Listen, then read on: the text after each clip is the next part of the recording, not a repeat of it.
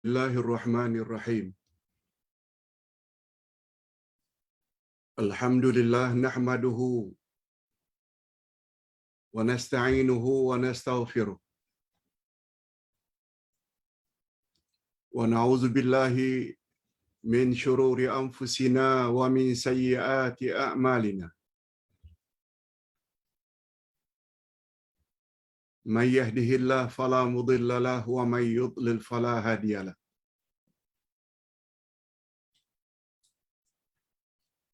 Asyhadu an la ilaha illallah wahdahu la syarika lah. Wa asyhadu anna Muhammadan abduhu wa rasuluh la nabiyya ba'dah.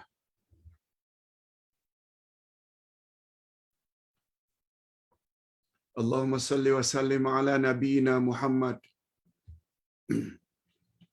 wa ala alihi wa sahbihi ajma'in, amma ba'd. Hadirin dan hadirat serta para pemirsa yang saya hormati dan kasihi sekalian, Assalamualaikum warahmatullahi wabarakatuh.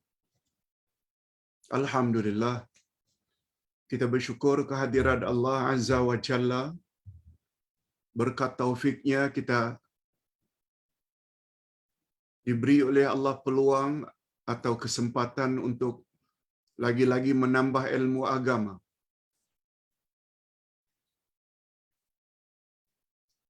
Di bawah tajuk Kaya Jiwa. Rupanya yang dimaksudkan kaya yang terpuji adalah kaya jiwa. Bukan kaya harta. Nanti kita akan bahas.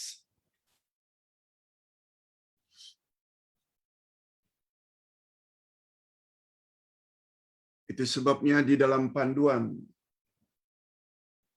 12 panduan ibadat kita telah sebut dah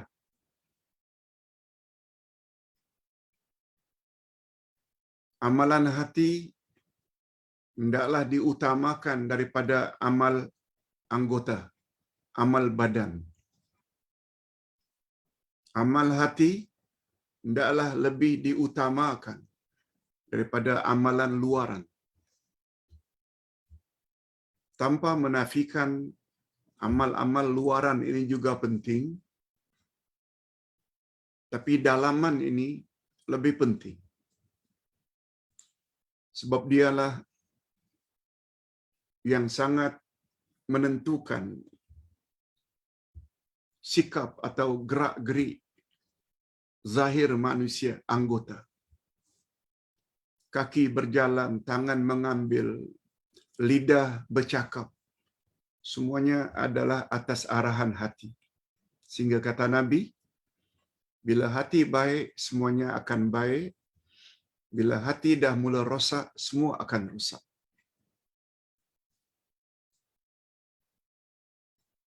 Nah, dari sudut kekayaan, kekayaan harta kah? Yang lebih utama atau kekayaan hati, kekayaan jiwa? Okey. Di bawah tajuk dan topik ini kita bawa satu hadis Nabi sallallahu alaihi wasallam muttafaqun alaih. Hadis diriwayatkan bersama oleh Imam Bukhari dan Imam Muslim.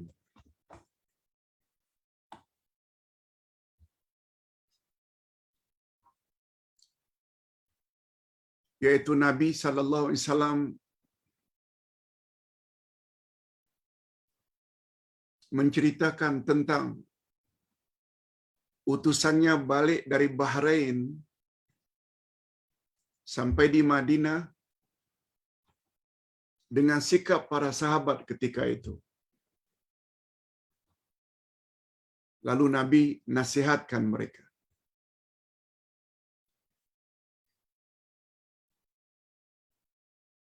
Apa yang sahabat tersebut bawa dari Bahrain dan bagaimanakah sikap para sahabat ketika wakil Nabi balik dari Bahrain membawa harta yang banyak. Itu yang akan kita bincang dalam hadis sahih riwayat Bukhari Muslim ini.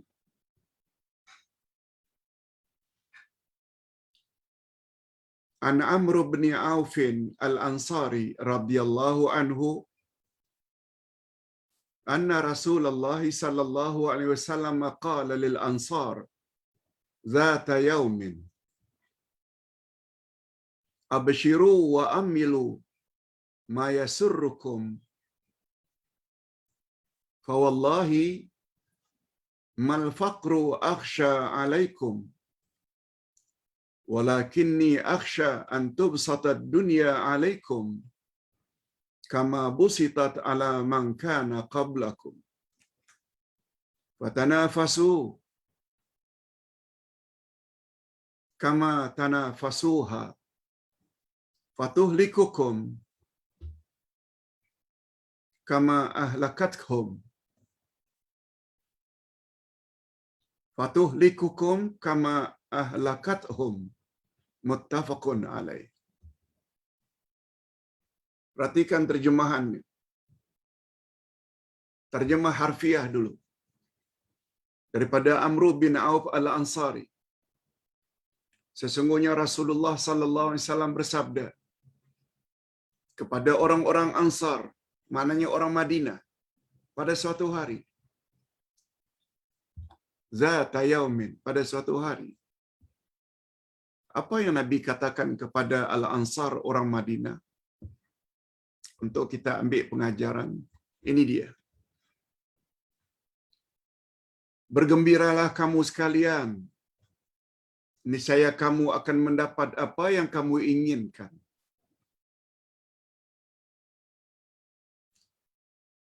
Bergembiralah kamu sekalian. Niscaya kamu akan mendapat apa yang kamu inginkan.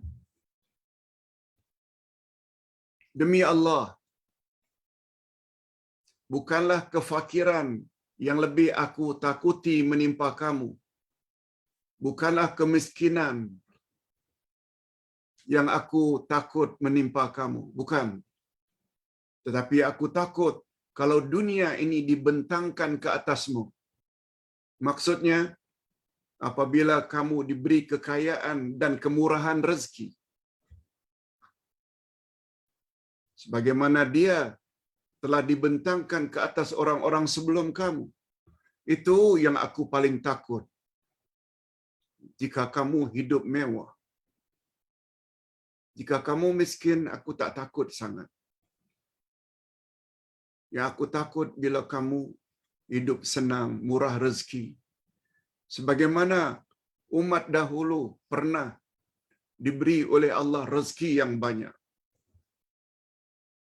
Maka kamu pun berlomba-lomba mencarinya. Kamu pun berlomba-lomba mencari dunia.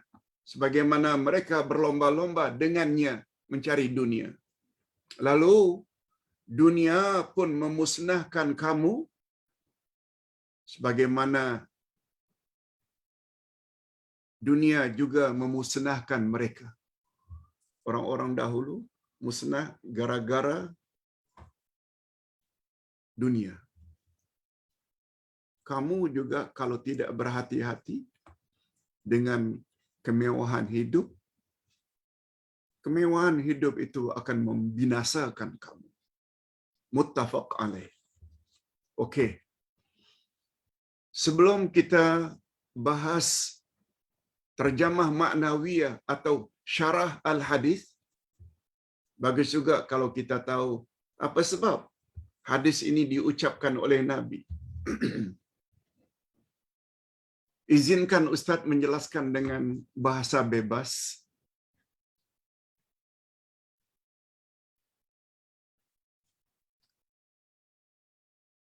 Rupanya hadis Nabi ini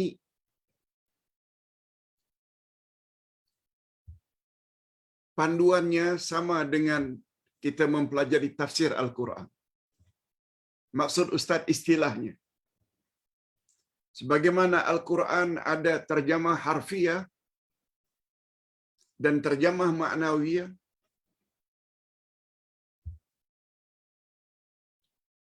Hadis juga ada terjemah harfiah dan terjemah maknawiyah.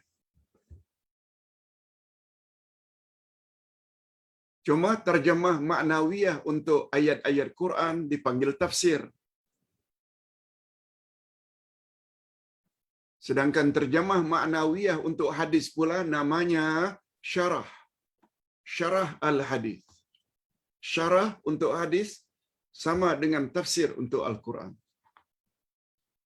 Demikian juga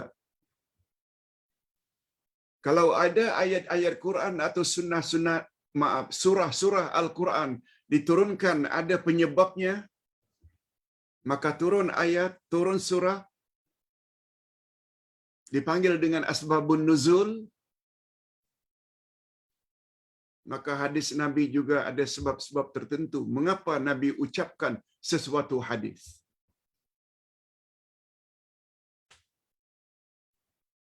Sebagai contoh, turunnya surat Al-Kafirun, Qul ya ayyuhal kafirun. Karena orang kafir musyrikin ketika itu ajak Nabi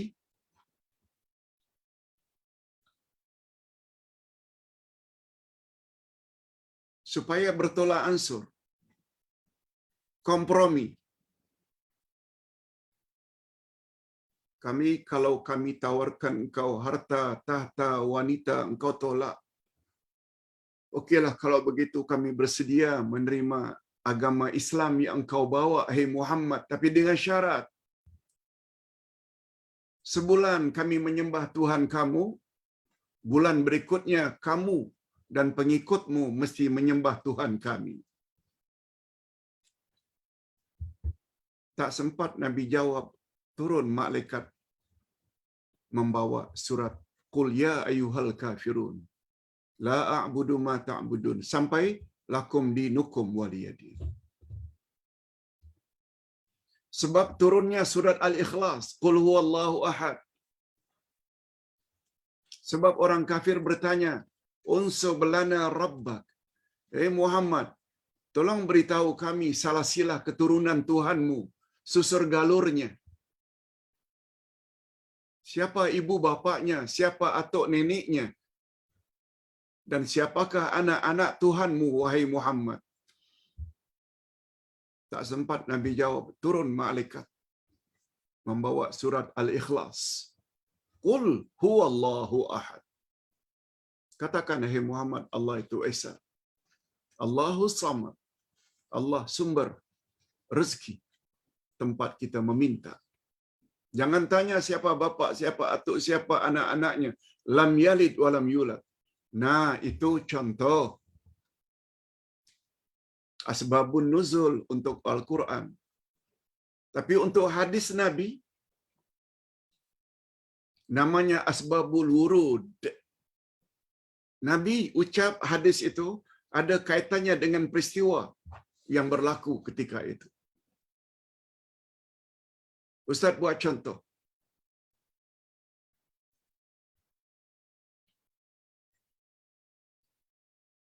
Ketika para sahabat dari Mekah hijrah ke Madinah, bermacam-macam motifnya, pendorong. Ada yang karena Allah. Ada yang karena ingin berdagang. Malah ada yang hijrah karena ingin mengawini seorang wanita yang dia kasihi, sebab wanita itu mensyaratkan, aku tak terima pinanganmu kalau engkau tidak berhijrah. Lalu dia pun berhijrah. Jadi motif orang yang berhijrah itu ke Madinah bermacam-macam. Maka Nabi ucaplah hadis Nabi yang cukup popular, innamal a'malu binniyat. Sesungguhnya amalan itu berdasarkan niat. Wa innama likulli imri'in ma nawa. Seseorang akan memperoleh ganjaran sesuai dengan apa yang dia niatkan.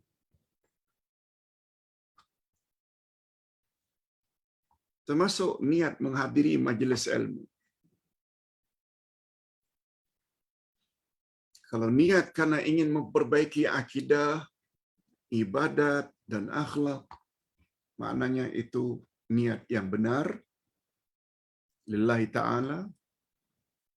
Tapi apabila kita niat mencari ilmu untuk mencabar guru-guru kita, wah, itu bahaya. Itu bahaya. Tergantung niat. Tapi Ustaz yakin 100% bapa-bapa, ibu-ibu serta para pemirsa menghadirkan diri dalam majlis online ini semata-mata karena Allah, karena ingin memperbaiki amal ibadat, akidah dan lain-lain. Nah, berbalik kepada asbabul wurud, mengapa hadis tadi diucap oleh Nabi? Ini dia. Sebagaimana pada ayat Al-Quran ada asbabun nuzul, iaitu sebab-sebab mengapa suatu ayat atau surah diturunkan Allah. Maka pada hadis juga ada asbabul wurud, iaitu sebab-sebab mengapa baginda ucapkan sesebuah hadis. Para muhaddisun atau pakar hadis menceritakan bahawa Nabi Muhammad sallallahu alaihi wasallam pernah mengutus Abu Ubaidah bin Al-Jarrah ke Bahrain untuk mengambil jizyah atau upeti. Jizyah atau upeti ini bahasa kita cukai.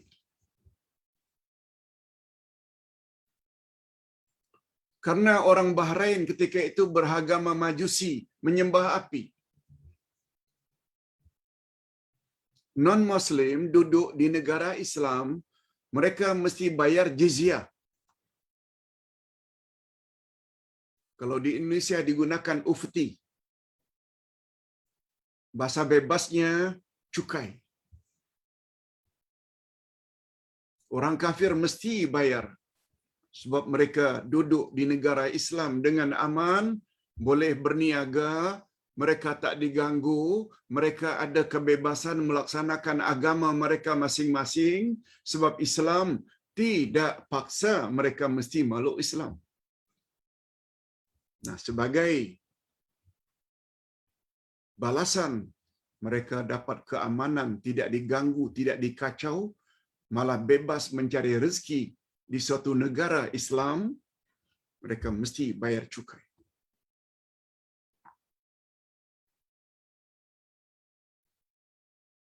Demikianlah Abu Ubaidah bin Al-Jarrah bawa duit cukai yang dihimpun dari orang-orang beragama Majusi, penyembah api Bahrain, sangat banyak, bawa ke Madinah.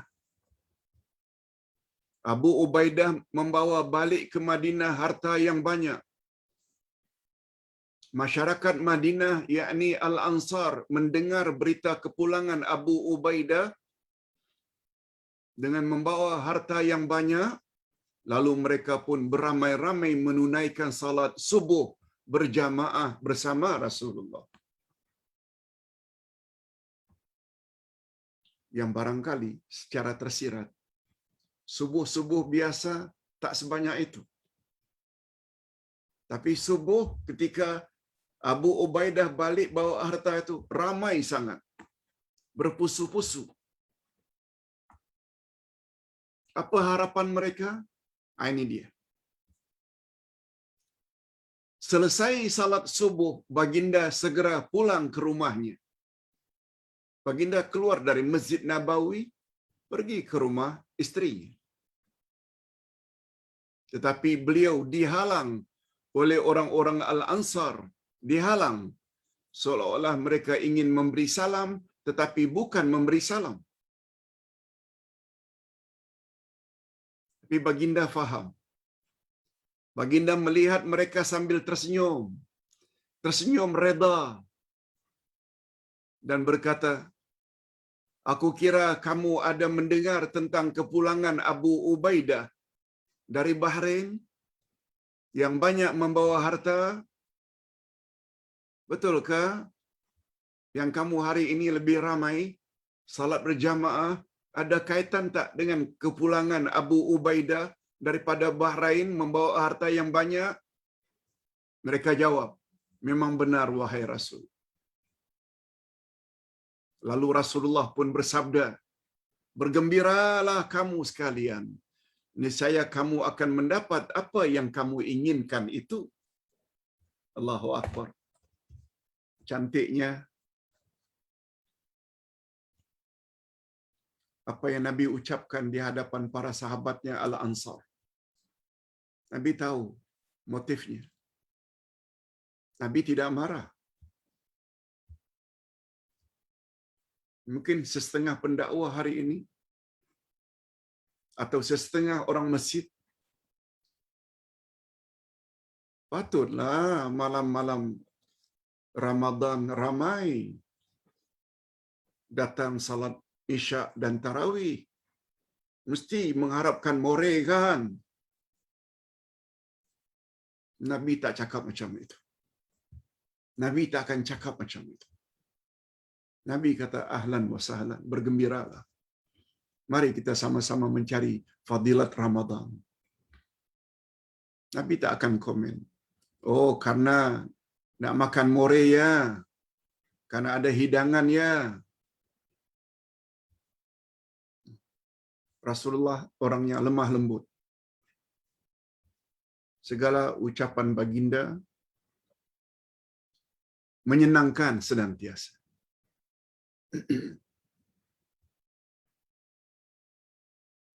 Nah, sekarang kita masuk kepada syarah al-hadis yang kita sebutkan tadi sama dengan tafsir atau terjemah ma'nawiyah. Nah, daripada syarah ini kita dapat banyak pengajaran. Semoga Allah meridai sahabat-sahabat Nabi sallallahu alaihi wasallam, ridwanullahu alaihim. Semoga Allah reda kepada mereka semua. Mereka benar-benar lelaki dan pahlawan yang dididik dalam madrasah keimanan. Para sahabat dididik dalam madrasah sekolah keimanan. Ini yang kita sebut sekolah akidah. Itu sentuhannya hati. Madrasah Muhammad sallallahu alaihi wasallam, mereka tidak dapat disibukkan oleh urusan-urusan keduniaan. Mereka tidak dapat dilalaikan oleh perhiasan dunia yang sementara ini. Beza tak dengan kebanyakan orang? Dulu ketika hidup sederhana, rajin salat. Tapi setelah mewah saja sedikit, dah mula tinggalkan salat. Dulu ketika hidup sederhana, tidak ada namanya zina, punya wanita simpanan, judi, minum arak. Tapi bila dah mewah sedikit, dah mula berjudi, minum arak, dah pakai wanita simpanan, 1, 2, 3 orang. Dunia telah melalaikan manusia. Walaupun mereka sangat fakir, miskin, dan tidak mempunyai harta, malahan sangat berhajat kepada harta. Sangat berhajat. Namun mereka tetap dapat mengawal diri, berjiwa tinggi, aifah atau aifah, pandai menyembunyikan kemiskinan. Itu maknanya aifah. Dan bersifat mulia. Ustaz teringat pepatah orang-orang Indonesia. Ifah ini selalu mereka sebut dengan istilah pandai berminyakkan air. Pandai berminyakkan air. Apa maksudnya? Dia tidak ada duit untuk beli minyak rambut. Sedangkan dia perlu pakai minyak rambut supaya mudah sisir sehingga rapi. Nah, karena ketiadaan minyak rambut,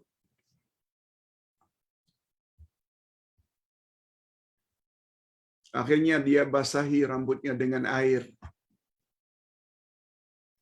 Begitu basah, dilap dengan towel, kemudian disisirnya baik-baik.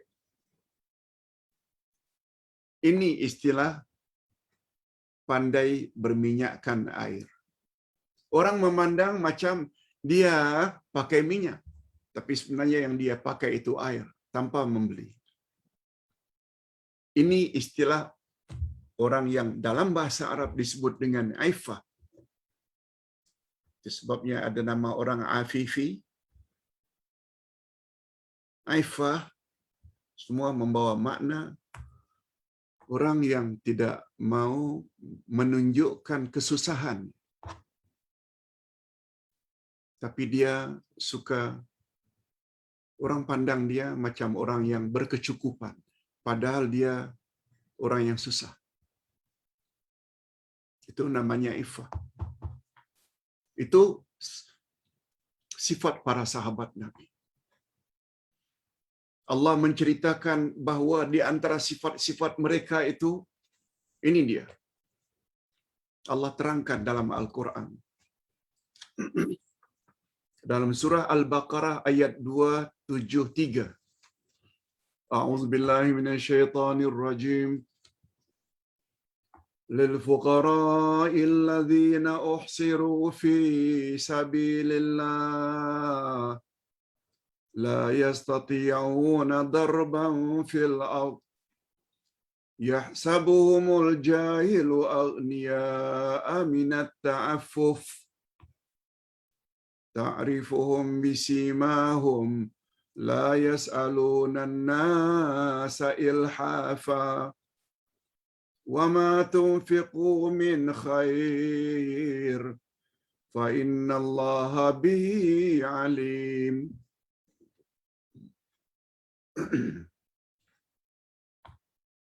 Berinfaklah kepada orang-orang yang fakir, yang terikat oleh jihad di jalan Allah.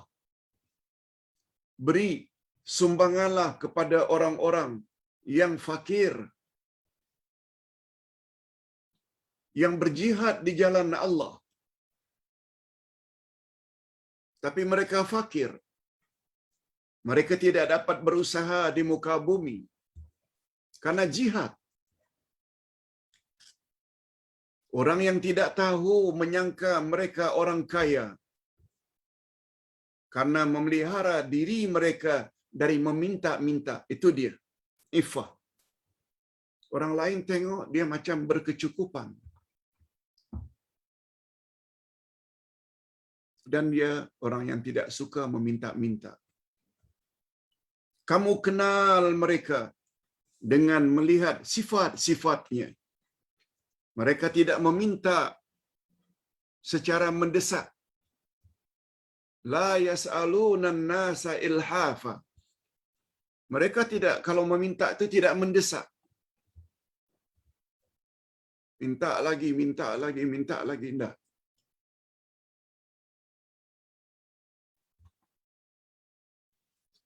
Itu sebabnya pagi tadi habis subuh Ustaz tulis cara berdoa yang terbaik. Rupanya doa dalam Islam ada dua jenis. Ada doa utsana dan ada doa ut-talab atau doa ul-mas'alah. Doa utsana, doa puji-pujian atau sanjungan. Yang kedua, doa permintaan. Dari dua jenis doa ini, doa yang paling baik doa puji-pujian.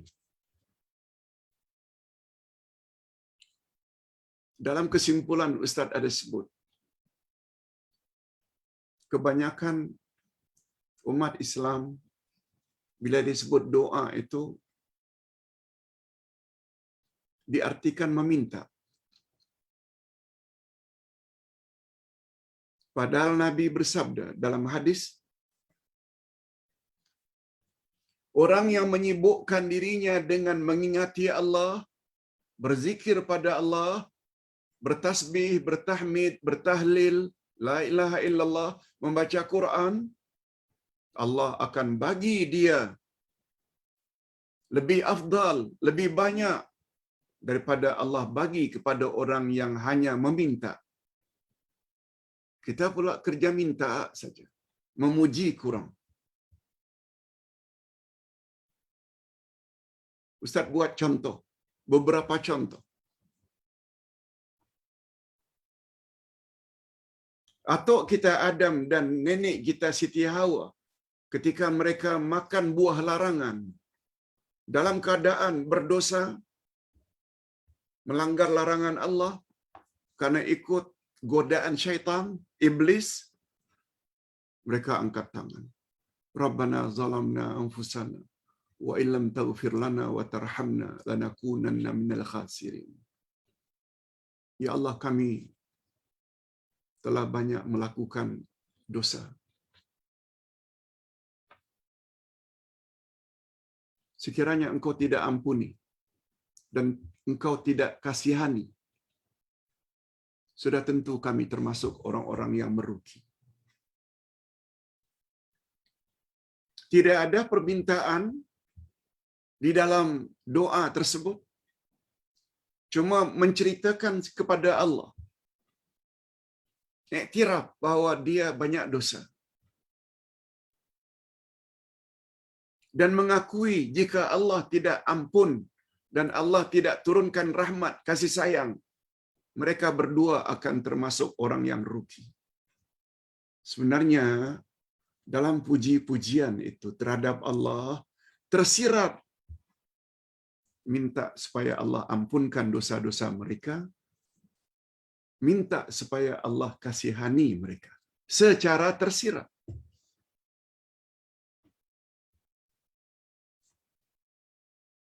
Allah tahu, dan yang paling jelas zikir Nabi Yunus dalam perut ikan. La ilaha illa anta subhanaka inni kuntu minaz zalimin. Tiada Tuhan yang berhak disembah melainkan Allah. Ini pengakuan tauhid. Subhanak, maha suci Engkau. Lagi-lagi pengakuan bahwa Allah bebas dari segala kekurangan dan keaiban. Dan yang ketiga, pengakuan inni kuntu minaz zalimin. Sesungguhnya aku banyak buat dosa ya Allah kepadamu. Minta maaf ya Ustaz, tadi pagi ada sedikit tersalah bahagian. Sesungguhnya kami atau aku banyak buat doa, bukan doa. Ada typo, aku banyak berbuat dosa.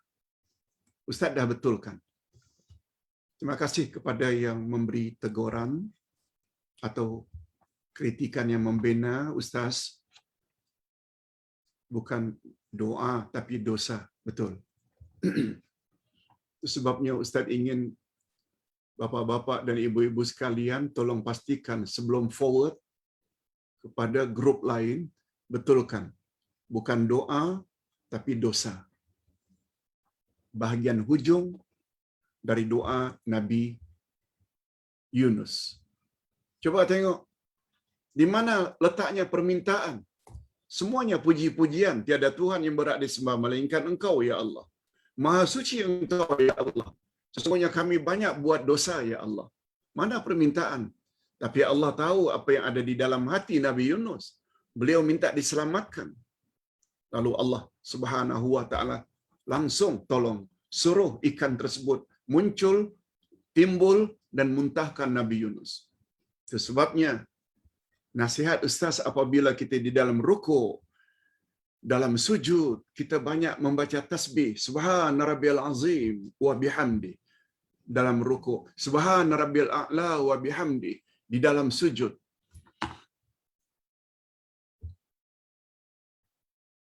Sebut. Nyatakan dalam hati apa yang kita hajatkan. Supaya suami kita selamat dalam perjalanan, supaya anak-anak kita lulus dalam peperiksaan, supaya rumah anak tangga kita aman, jangan berantakan, harmoni hendaknya dalam hati. Allah tahu. Padahal yang kita sebut subhana rabbil a'la wa bihamdi, subhana rabbil a'la wa bihamdi.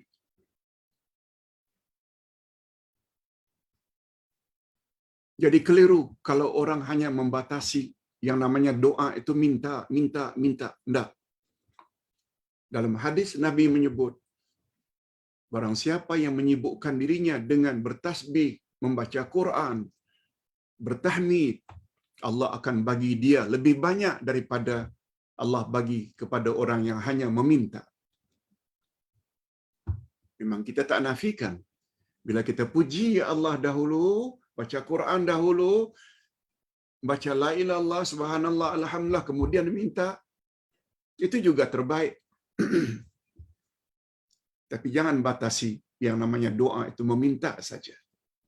Okey. Ustaz teringat, hakikat itu telah diketahui oleh kita sebenarnya.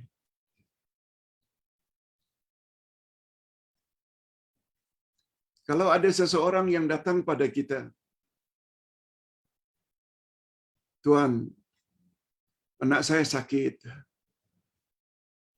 dan saya tidak makan dah 2-3 hari.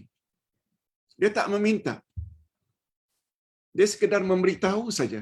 Betul tak? Di dalam ucapan orang tersebut ada unsur ingin meminta sesuatu. Kita saja tahu hajat yang tersirat di dalam ucapannya itu. Apalagi Allah Subhanahu wa taala. Nah, perbetulkan persepsi, anggapan bahwa doa itu bukan hanya meminta, tapi banyak memuji.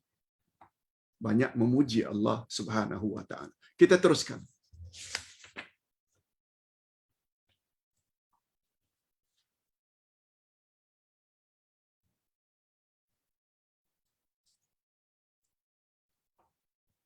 Demikianlah sifat para sahabat baginda Rasul sallallahu alaihi wasallam. Walaupun mereka berhajat, namun sifat malu mereka mengatasi dan menghalang mereka untuk mengemukakan apa yang mereka hajatkan. Mereka hanya coba menghalang Nabi keluar dari masjid. Tapi Nabi perasan. Oh, rupanya mereka ingin sesuatu. Bergembiralah kamu. InsyaAllah kamu akan mendapat apa yang kamu hajatkan. Apalagi sampai mendesak orang lain supaya memberi bantuan kepada mereka. No, sahabat tidak begitu. Namun demikian baginda Rasul sallallahu alaihi wasallam dapat membaca air muka mereka ketika mereka berusaha menghadang Rasulullah yang akan memasuki rumahnya. Baginda dapat memahami tujuan mereka berbuat demikian. Lalu sambil tersenyum, reda dengan tenang Rasulullah bersabda, "Bergembiralah kamu sekalian, niscaya kamu akan mendapat apa yang kamu inginkan."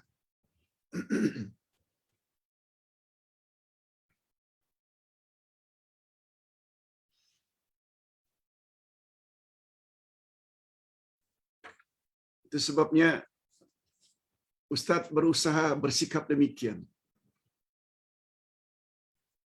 Sebab ada juga suara-suara dari jemaah, Pak Ustaz. Hampir 2 tahun Ustaz buat PKP. Maaf. Sudah 2 tahun Ustaz buat online, ceramah online dalam PKP. Bermula Mac 2001. 2021. Dah setahun setengah. Mengapa Ustaz tidak pampangkan di sebelah sini account number? Tolong bantu.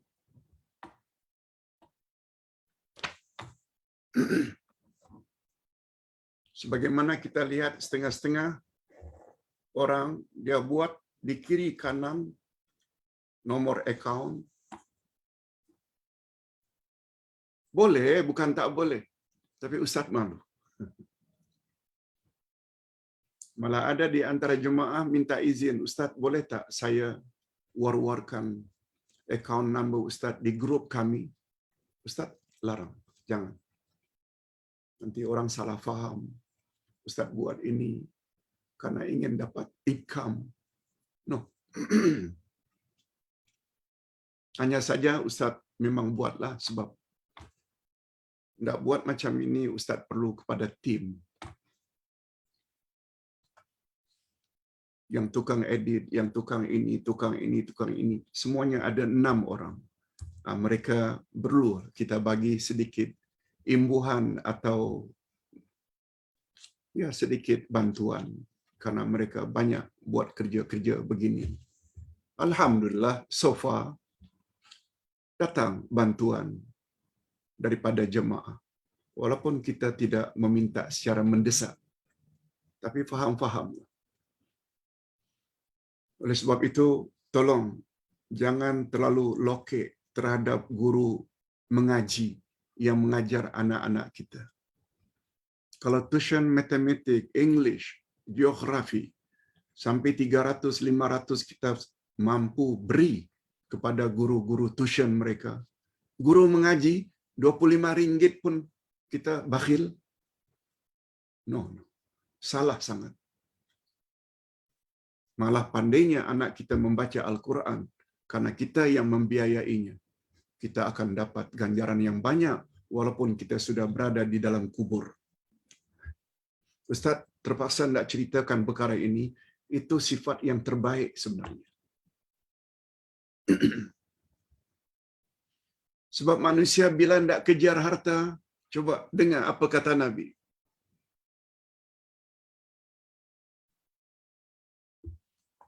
Namun demikian di dalam suasana begini, baginda tidak lupa berpesan kepada mereka bahwa kehidupan dunia yang penuh dengan berbagai keseronokan dan perhiasan ini tidak sepatutnya dapat melekakan dan mencelakakan mereka. Nabi sempat memberi nasihat. Mereka hendaknya mengambil dunia sekedar keperluan di dunia ini saja. Mereka seharusnya lebih mementingkan faktor penyebab yang boleh membawa mereka kepada kebahagiaan yang hakiki di akhirat. Apa dia penyebab?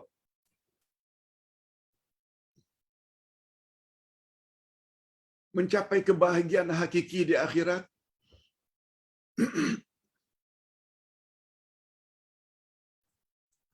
Pertama Al-Quran.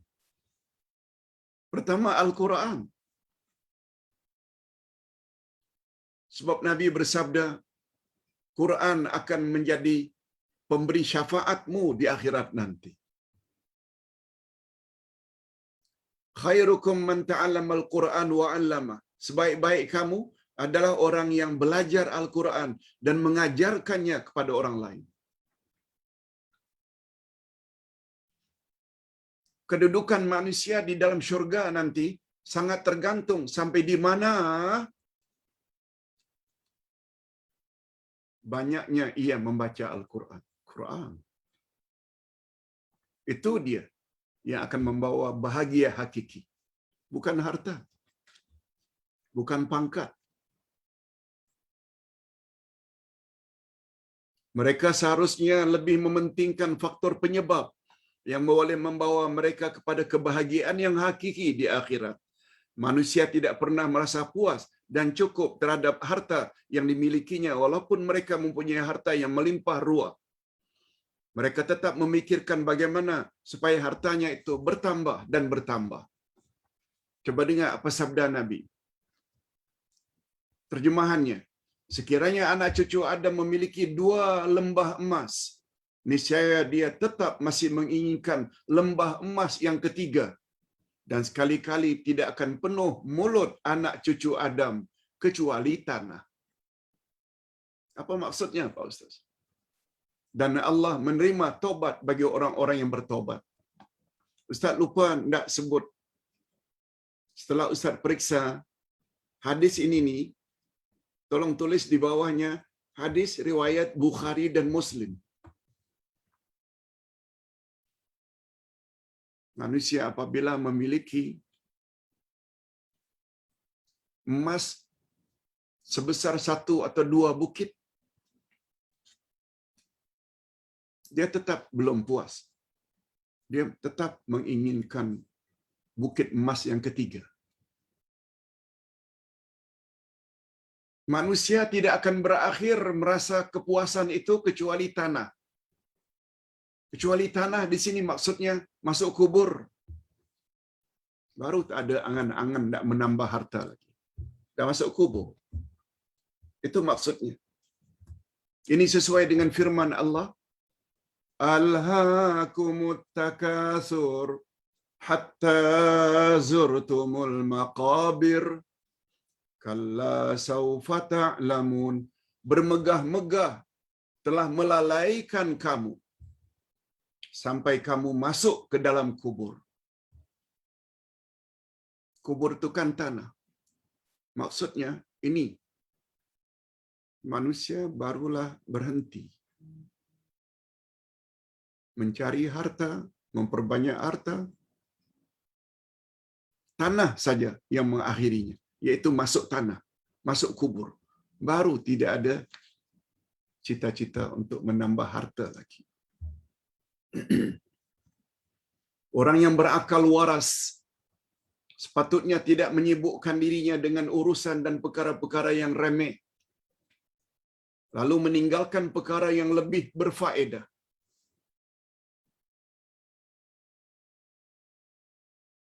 Apa dia perkara yang berfaedah? Menghadiri majlis ilmu antara lain. Hadis sahih Rasulullah bersabda,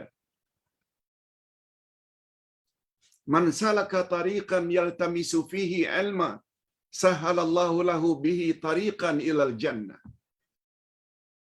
Siapa bersungguh-sungguh mencari ilmu, niscaya Allah permudahkan baginya jalan ke syurga. Ilmu yang mana? Ilmu yang bermanfaat. Apa makna ilmu yang bermanfaat? Ilmu yang dapat menyempurnakan matlamat hidupmu. Apa dia matlamat hidup, Pak Ustaz? Ibadat kepada Allah, menyembah Allah, mentauhidkan Allah. Jadi ilmu yang teratas, ilmu akidah, ilmu syariah, tazkiyatun nafs, pembersihan jiwa. Semua ilmu-ilmu itu tergolong dalam ilmu nafi'un. Sebabnya Nabi berdoa setiap habis salat subuh. Beliau anjurkan, Allahumma inna nas'aluka ilman nafi'an. Baru disusuli rizqan thayyibah. Baru disusuli wa amalan mutaqabbala. Ya Allah, berilah aku ilmu yang bermanfaat. Berilah aku rezeki yang baik-baik.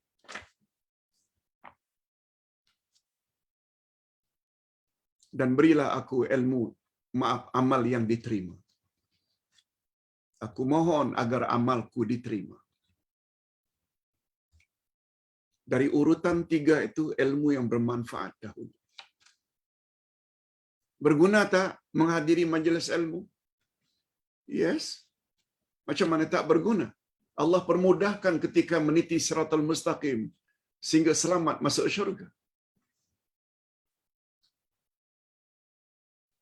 Bagi yang malas mengikuti majlis ilmu,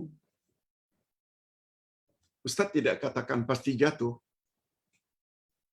tapi tidak selancar sebagaimana orang-orang yang menuntut ilmu.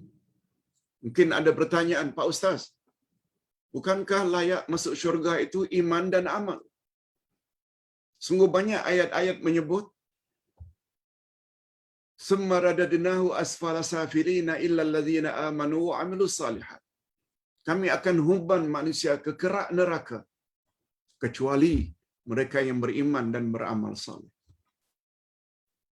Mengapa Pak Ustaz katakan yang boleh membawa kita ke syurga ilmu yang bermanfaat? Coba dengar jawabannya. Memang betul iman dan amal saleh modal utama untuk masuk syurga. Betul? Tapi iman dan amal saleh tak ke mana kalau tidak berasaskan ilmu yang tepat. Tidak berasaskan Al-Quran dan Sunnah. Mendakwa beriman, mendakwa beramal saleh. Tapi kita tak tahu apa syarat amal itu amal saleh yang diterima oleh Allah. Kita mengaku beriman, tapi pada masa yang sama masih lagi percaya yang bukan-bukan. Bukankah itu syirik? Ilmu saja yang boleh memantapkan akidah seseorang dan cara ibadat seseorang. Ilmu. Sebabnya para salafus salih berkata, al-ilmu muqaddamun 'alal qawli wal 'amal. Ilmu hendaklah didahulukan daripada bercakap dan beramal. Sebab bercakap, beramal tanpa ilmu boleh membawa sesat dan salah-salah menyesatkan orang lain. Hadirin dan hadirat rahimakumullah. Sebenarnya apa saja yang ada di dalam kehidupan dunia ini berupa keseronokan, syahwat, perhiasan, dan lain-lain bukanlah untuk menuju kebahagiaan insan yang sebenarnya. Bukan. Kebahagiaan yang hakiki bukanlah terletak pada istana yang megah, rumah banglo yang mewah, harta yang melimpah ruah, bukan pula pada emas dan perak, serta perhiasan yang mahal-mahal. No.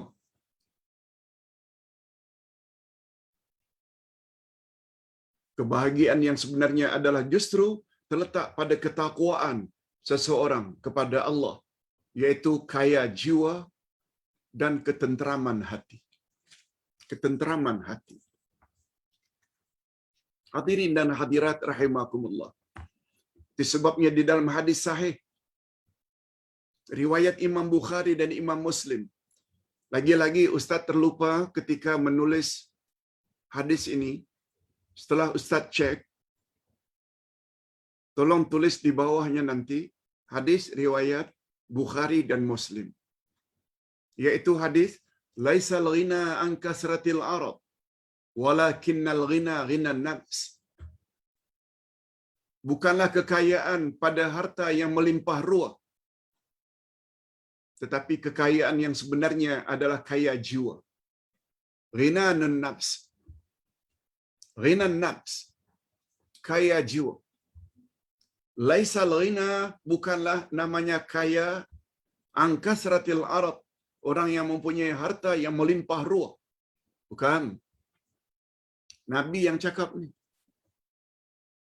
Walakin, tetapi al-ghina, kaya yang sebenar, ghinan nafs, kaya jiwa. Dengan Ustaz ulangi, setelah terjemahan itu tulis di bawahnya hadis riwayat Bukhari dan Muslim. Untuk edisi berikutnya Ustaz akan tambah ini supaya lebih yakin kita. Hadis ini bukan sembarang hadis. Dan dengan jiwa yang kaya, hidup seseorang menjadi tenang dan tenteram walaupun dia tidak memiliki harta yang banyak. Berapa banyak orang yang hidupnya sederhana, serba-serbi sederhana, rumahnya sederhana, kedudukannya, gajinya, tetapi ia dapat beribadat dengan tenang. Berapa banyak? Walaupun hidupnya di rumah setinggan, tak punya rumah sendiri, walaupun dia duduk di rumah sewa. Berapa banyak orang yang dapat beribadat dengan tenang kepada Allah. Dan hubungannya dengan manusia lain juga terjalin baik. Dan tidak mempunyai banyak musuh. Padahal hidupnya sederhana. Sebaliknya berapa banyak pula orang yang hidupnya kelihatan serba mewah, tetapi jiwanya gelisah dan kurang khusyuk ketika beribadat. Betul tak? Kita dapat lihat dalam kehidupan sehari-hari. Apalagi kemewahannya hasil rasuah. Oh.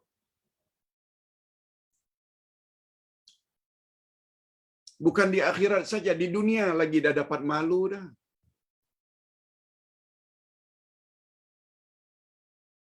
Berpuluh-puluh saksi, beratus-ratus saksi.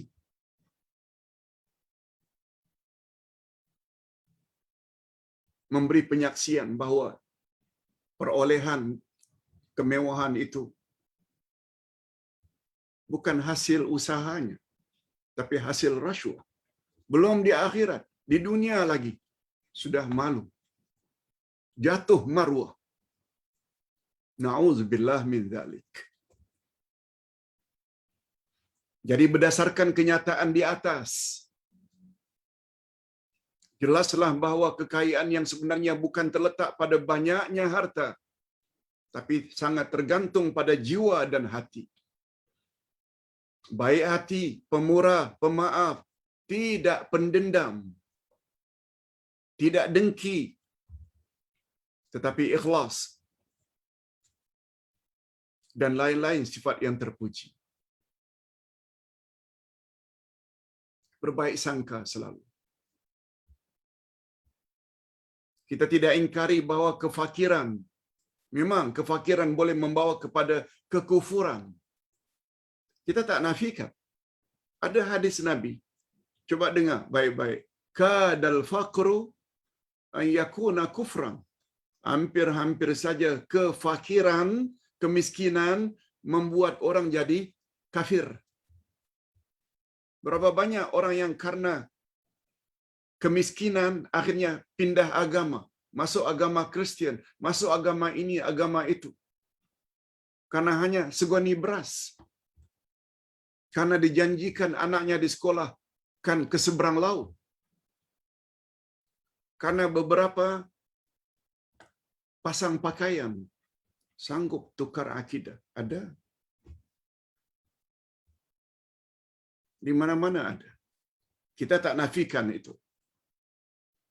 Karena hidup yang sempit sangat susah dan ditambah pula dengan keimanan yang dangkal boleh membawa manusia kepada kemaksiatan seperti mencuri, melacurkan diri, malahan ada yang sanggup menukar agamanya.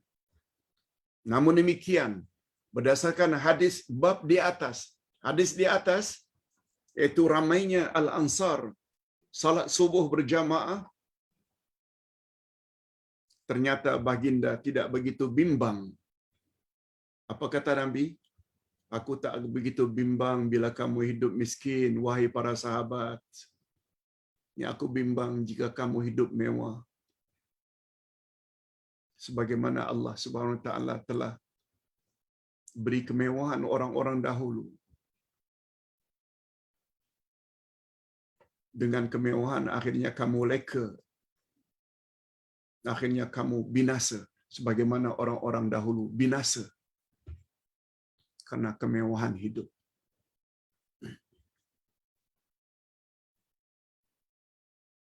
Baginda Rasul tidak begitu bimbang kefakiran yang menimpa sahabat-sahabatnya jika dibandingkan kalau mereka dilimpahkan oleh Allah harta yang banyak. Baginda khawatir peristiwa yang menimpa umat terdahulu kan berulang kembali menimpa umatnya, yaitu setelah mereka diberi kekayaan dan kemewahan hidup, akhirnya mereka lupa kepada Allah. Suruhannya diabaikan, larangannya dilanggar, akhirnya turunlah kemurkaan Allah ke atas mereka. Ini sebagaimana firman Allah. Nah, ini ayat sangat bagus untuk kita jadikan sebagai panduan, pengajaran, iktibar. Apa Allah kata? Apa firman Allah dalam surat Al-Isra ayat 16? Coba perhatikan baik-baik. Rupanya Allah kalau hendak membinasakan satu-satu negeri, bukan dengan secara tak semena-mena Allah hancurkan negeri itu. Melalui gempa bumi ke, tsunami ke, tanah longsor ke. Tak. Rupanya cara Allah menghancurkan satu-satu negeri, satu-satu negara,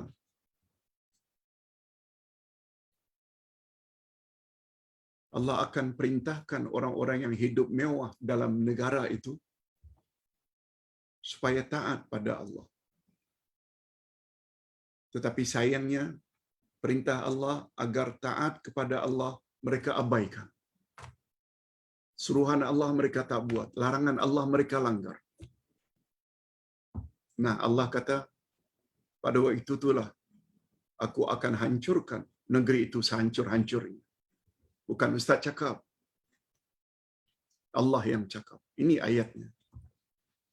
Wa idza aradna an nuhlika qaryatan amarna mutrafiha fafasaqu fiha fahaqqa 'alaiha alqaul padammarnaha tadmira.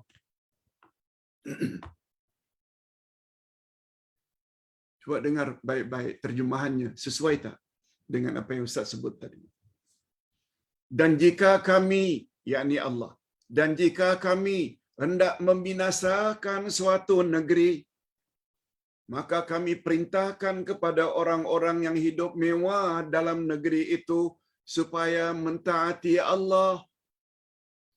Tetapi mereka melakukan kedurhakaan dalam negeri itu, maknanya perintah Allah tidak diindahkan, malah mereka abaikan. Suruhan tidak dibuat, larangan-larangan Allah justru mereka lakukan. Maka sudah sepantasnya lah berlaku terhadapnya perkataan atau ketentuan kami, yaitu azab.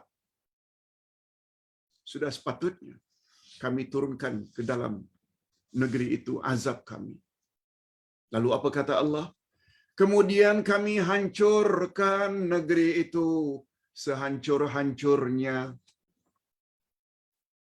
Al-Isra ayat 16.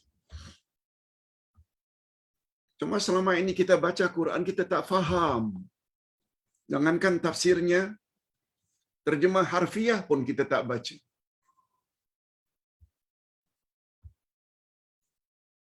Ini cara Allah nak menghancurkan satu negeri. Maksud ayat, ini terjemah maknawiyah. Bila telah hampir masanya Allah akan memusnahkan suatu negeri karena kederhakaan penduduknya, maka Allah tidak akan menurunkan azab secara tiba-tiba. No. Tetapi Allah akan suruh orang-orang kaya negeri itu supaya taat dan patuh kepadanya. Tetapi jika mereka ingkar dan derhaka terhadap perintah itu, maka barulah Allah akan turunkan bencana dan hancurkan negeri tersebut sehancur-hancurnya. Cuma ada satu lagi tafsiran. Amarna, lalu kami perintah orang-orang yang hidup mewah. Nah, sebelum Ustaz sebut terjemah yang kedua, mengapa kami suruh orang-orang yang hidup mewah? Orang-orang yang hidup miskin, mereka tak disuruh Allah ke supaya taat pada Allah? Disuruh, bukan tak disuruh. Cuma kata ulama tafsir, mengapa di sini disebut amarna mutrafiha? Kami akan suruh orang-orang yang hidup mewah dalam negeri itu. Mengapa mutrafiha? Allah tidak sebut amarna fuqara'aha. Kami akan suruh orang-orang yang hidup fakir. Amarna masakinaha. Kami akan suruh orang-orang yang hidup miskin. Mengapa Allah tak sebut fuqara' dan masakin, tapi mutrafiha? Coba dengar jawaban ulama tafsir. Sebab bila dibandingkan antara kejahatan orang-orang fakir miskin dengan kejahatan orang-orang yang hidup mewah, orang-orang yang hidup mewah lah kejahatannya lebih dahsyat. Lebih dahsyat. Dengan hidup mewah mereka boleh pasang 2-3 wanita simpanan. Dengan hidup mewah mereka boleh beli arak. Dengan hidup mewah mereka boleh berjudi dengan berpuluh-puluh ribu ringgit. Apa yang orang miskin boleh buat?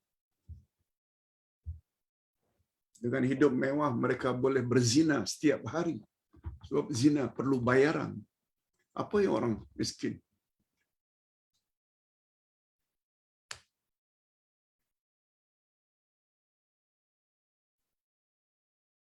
Hadirin dan hadirat rahimakumullah, itu rahasianya. Mengapa Allah sebut kami suruh orang-orang yang hidup mewah? Coba tengok apa yang berlaku di negara-negara tertentu. Orang miskin bila rasuah hanya RM100 ditangkap. Yang berbilion-bilion lepas. Kita tak mentionkan negara-negara mana, tapi terjadi di negara-negara tertentu. Orang yang rasuah dengan jumlah yang ramai bebas. Pegawai-pegawai kecil yang rasuah hanya ratusan ribuan ringgit ditangkap. Coba tengok. Ini maksudnya.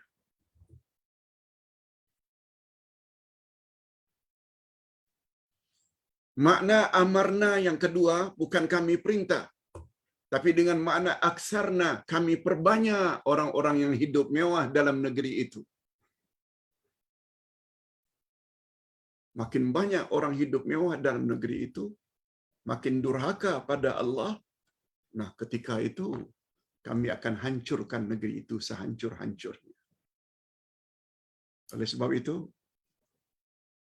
bila dalam negeri kita banyak orang-orang Islam yang hidup mewah, jangan terlalu bangga. Dari satu sudut kita suka, tapi dari sudut yang satu lagi, barangkali itu di antara penyebab satu-satu negeri dihancurkan oleh Allah, bila orang kaya itu tidak semakin taat kepada Allah. Ini dia. Adapun tafsiran lain terhadap kata amarna yang ada dalam ayat di atas, selain mengandungi makna kami perintahkan, itu tadi, sebagaimana tafsiran di atas, ia juga mengandung makna kami perbanyakkan jumlah orang-orang yang hidup mewah dalam negeri itu. Jadi kalau ditafsirkan kata tersebut dengan makna yang kedua, maksud ayat ialah, jika kami hendak membinasakan satu negeri, maka kami akan perbanyakkan jumlah orang yang hidup mewah dalam negeri itu. Atas sebab itu, jika ditinjau dari satu sudut, kita boleh bergembira karena hari ini sungguh banyak orang-orang yang hidup mewah di negeri kita, tetapi kita jangan sampai lupa bahawa ada satu lagi kemungkinan yang kedua. Barangkali itulah cara Allah hendak memusnahkan negeri ini jika kita melupakannya. Hadirin dan hadirat rahimakumullah. Ustaz kira sangat banyak pengajaran yang dapat kita ambil daripada ayat ini, daripada hadis ini. Jangan terlalu bangga dengan kekayaan dalam bentuk kemewahan hidup, tapi kaya yang sebenar adalah kaya jiwa, kaya hati. Ini menguatkan lagi ceramah kita atau kuliah kita sebelum ini. Masalah hati, masalah akidah, masalah iman memang lebih utama daripada segala-galanya. Sebabnya ambillah dunia ini sekedar keperluan saja. Itu sebabnya Nabi sallallahu alaihi wasallam bersabda, "Afdalu dzikri al-khafi wa afdalu rizqi ma yakfi." Sebaik-baik zikir perlahan-perlahan, sebaik-baik zikir perlahan-perlahan, dan sebaik rezeki mencukupi. Sebaik-baik rezeki cukup. Hendak ini ada, hendak ini ada. Bukan maknanya mewah itu yang paling baik, bukan. Itu sebabnya satu ulama pernah menggunakan istilah,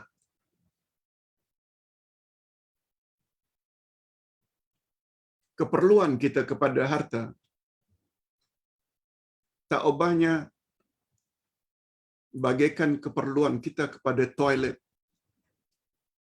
Keperluan kita, hajat kita kepada harta sama dengan hajatnya kita kepada tandas. Orang Indonesia kata WC, toilet.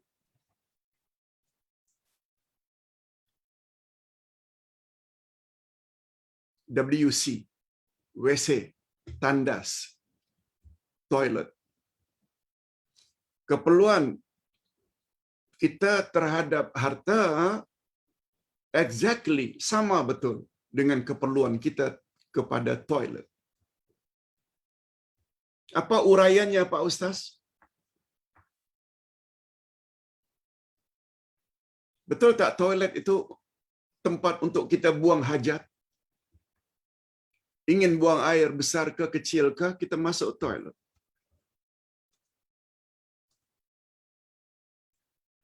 Betul tak kita masuk toilet sekedar untuk membuang?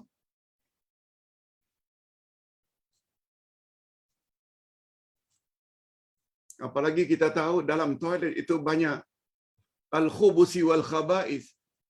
Syaitan jantan, syaitan betina.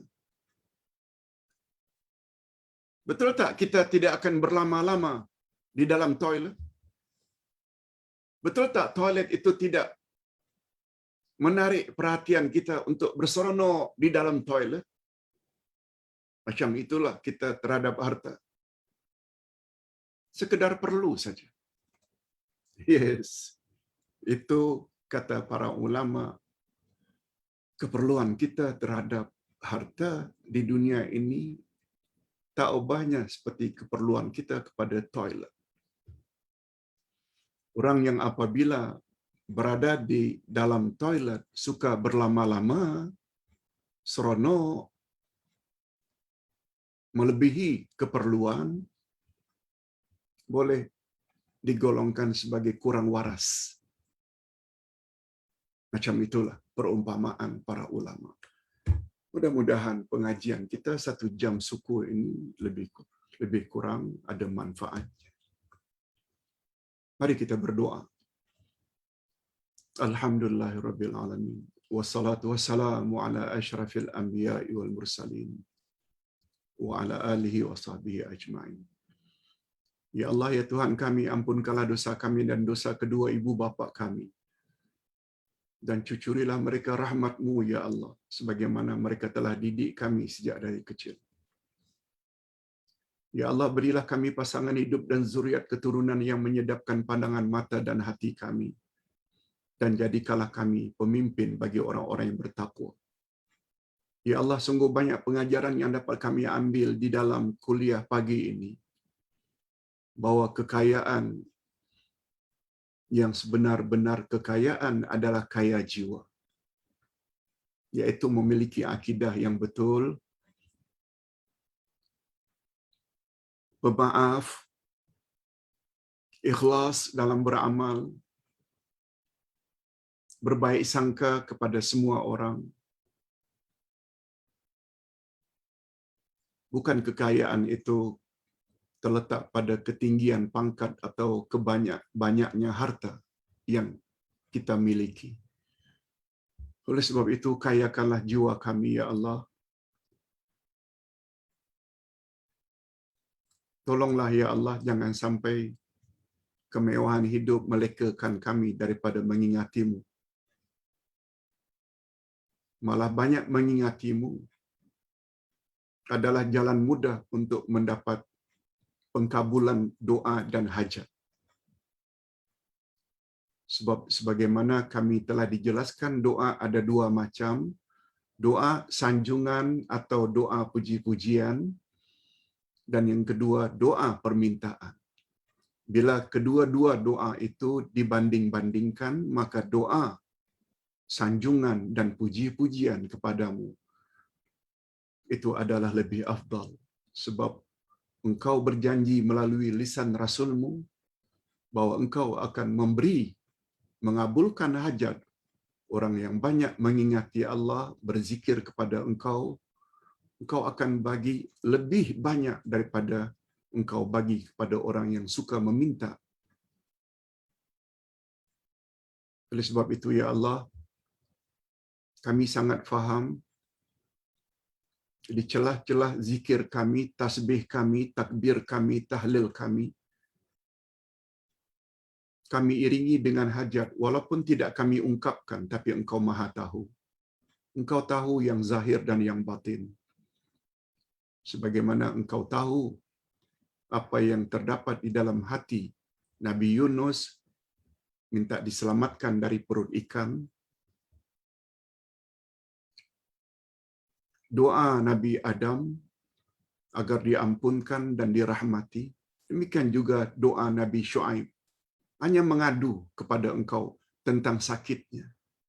Sebab semua puji-pujian tersebut terhadap engkau secara tersirat. Ada hajat yang ingin disampaikan, cuma tidak diungkapkan. Berilah kami kekuatan, ya Allah, untuk mengikuti jejak langkah para nabi, termasuk dalam hal berdoa. Wa sallallahu ala nabiyyina Muhammad wa ala alihi wa sahbihi ajma'in. Subhana rabbika rabbil izzati amma yasifun. Wa salamun alal mursalin. Walhamdulillahi rabbil alamin.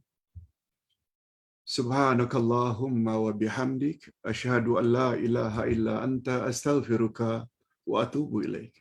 Assalamualaikum warahmatullahi wabarakatuh.